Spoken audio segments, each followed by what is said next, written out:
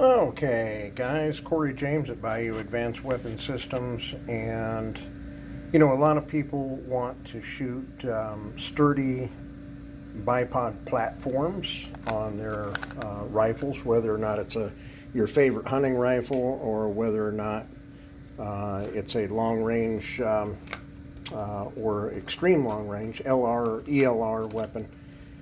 The base standard is a Picatinny rail-mounted bipod. It's some of the strongest bipods you will find, and as you well know, Atlas bipod and many others of that category will run you a good $300-400 or more, depending on the type of bipod that you purchase. Atlas happens to be my favorite. There's many others out there. I'm not going to mention my name for no other reason. You know what the high-ended bipods are, and they definitely are not Harris bipods. Harris bipods are fine in their own right, and they would be fine on a lightweight weapon such as this custom 22-250 Ackley improved. But when you go up in scale, when you go to heavy F-class platforms or ELR, you really need a Picatinny rail system for your bipod. We happen to prefer the Seekins rail, Seekins Precision SRS rail. Easy to install if you have a 2-inch center-to-center dual sling swivel set up on your stock. It simply takes this out of the package with the screws supplied and screw it in place with Loctite. Loctite blue, or a little gunsmithing trick is use your wife's extreme clear nail polish. Will accomplish the same thing and actually be easier to remove than blue Loctite, while still providing a secure locking platform for the screws. Now, again, we find the external short rail perfect for mounting very stout and strong Picatinny rail 1913 Picatinny rail system bipods. If you don't happen to have the dual screw or dual studs for your sling swivels, that's fine. Simply measure down 2 inches center to center, working from front to rearward towards the action, and drill your second hole 2 inches apart. Now, we typically use knurled brass bushings. These are machine screw bushings that we will drill out 5/16 inch, and we'll drill it through the depth of the stock and epoxy them in with a good DevCon or other epoxy, and then screw the screws within those bushings, because the stock material, some people just simply undercut the stock material, thread it with the tap, and have no bushings in there, and over time that's going to work out with wear and tear. Putting your weapon on the shoulder or the constant recoil will work those screws loose even if you have Loctite in them. So when we install the brass knurled bushings and epoxy them in, you get a much more solid platform for which to mount your bipod.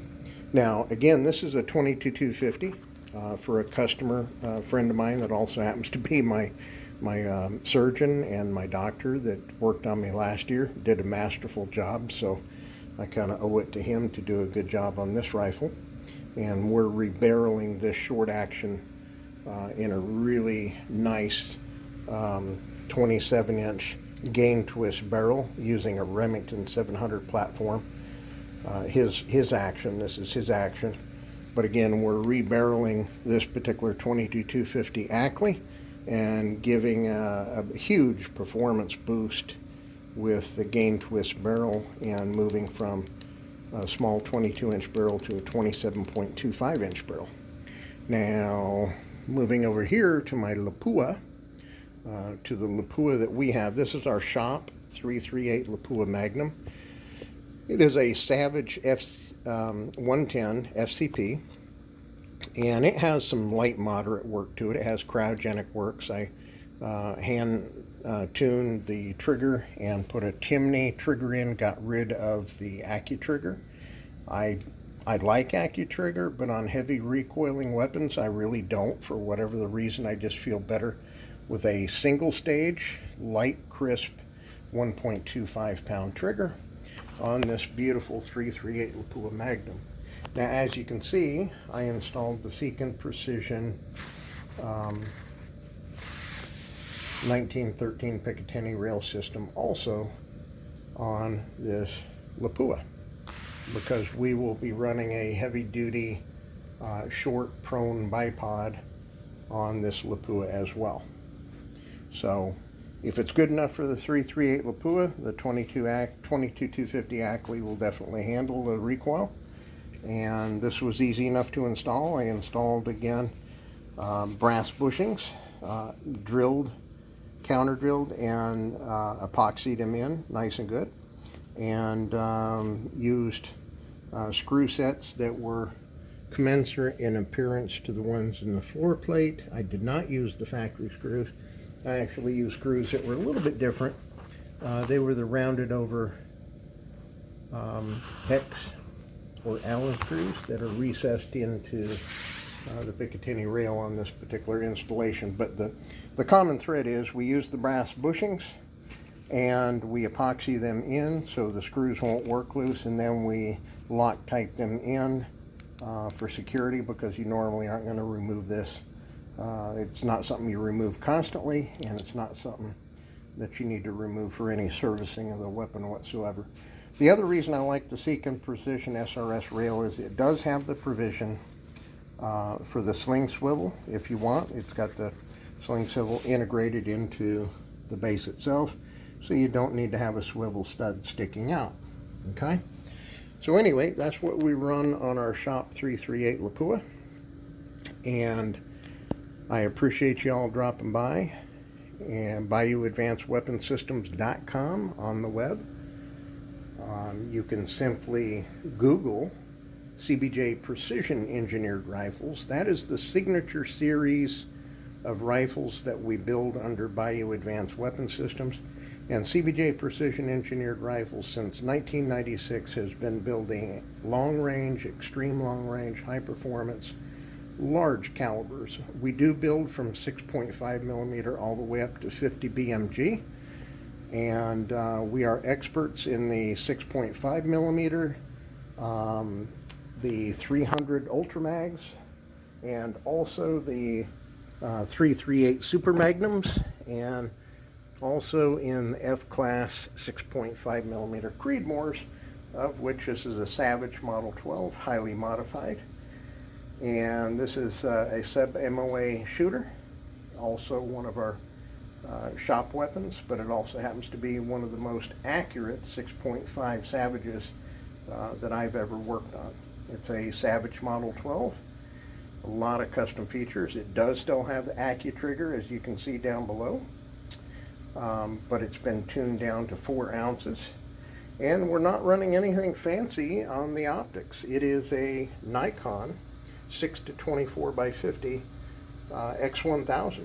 Not even the upgraded X. This is the X1000 6x24 by 50, running on a 20 MOA Night Force rail with Seekins Precision 30 millimeter rings. So just wanted to give you a little flavor of what we use in the shop to not only do extreme long range and building for our customers, but to show you the simplicity of some of these builds. You get into long range and F class, you're going to be spending some money, but when you start getting up into the ELR class, be prepared to spend a lot of money.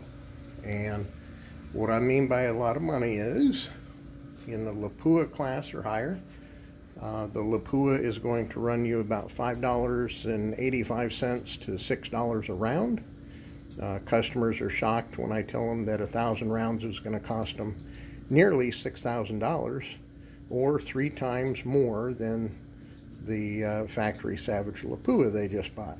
So shooting large caliber is not for the faint of heart or wallet, but we can help build almost anything in your dreams, from wild to mild, anything in between. Just give us a call. Corey James, Bayou Advanced Weapon Systems, And you can reach me direct 24/7 at 731-607-6527 or 833-246-3473. That's 833-AIM-FIRE, A-I-M, FIRE, F-I-R-E.